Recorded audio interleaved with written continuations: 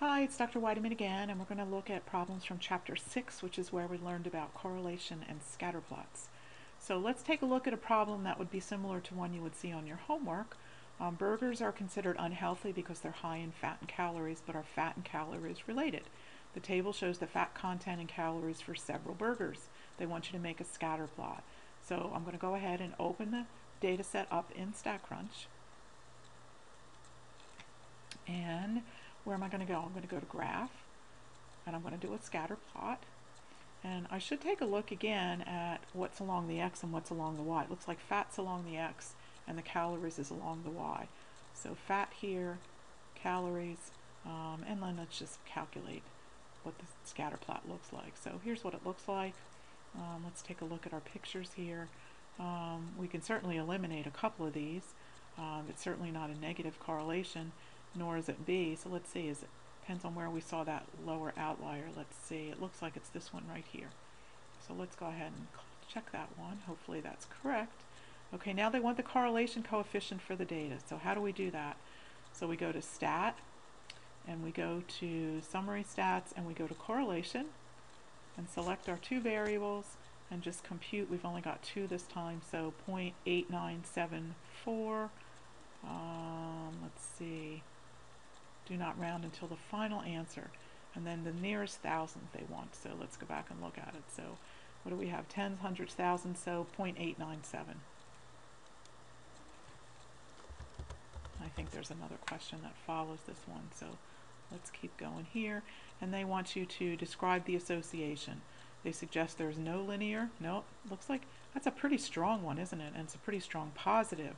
So scatter plot and high correlation suggest a strong positive linear relationship. Okay, and I think that's all. Okay, and then now I'm going to go over and look at some problems from the textbook. So I'm here in StatCrunch, problems from the textbook, Chapter 6, and I'm going to go ahead and look at the second inning data. There's a lot of interesting information in here. They've got teams, and they've got the total runs, the attendance, and then the wins. And there was a couple problems in the textbook homework that were considering whether or not the total runs or the wins would influence the attendance. So let's take a look at the relationship between total runs and attendance. And let's go ahead and do a scatter plot and see if it appears to be any relationship. So the total runs is going to be the x, and then the attendance is going to be the y. And let's take a look at that scatter plot. So it does look like as the total runs increase, the attendance increases. Here's a high one out here. We could find out what that is. New York, the Yankees. And then let's take a look at the wins versus the runs. So let's go back to Graph, scatter plot. And now we'll do the wins versus, not the runs, the attendance. Compute. And we actually see a fairly similar relationship here, although it looks like it drops off down here. It's kind of interesting, and then starts to climb back up again. Let's stay with total runs predicting attendance. So let's go ahead and calculate the correlation and see how strong it is. So I'm going to do total runs, and I'm going to do attendance. Compute. And we got a 0.538. Let's go back in and add that other variable and see. Let's look at all three of them together.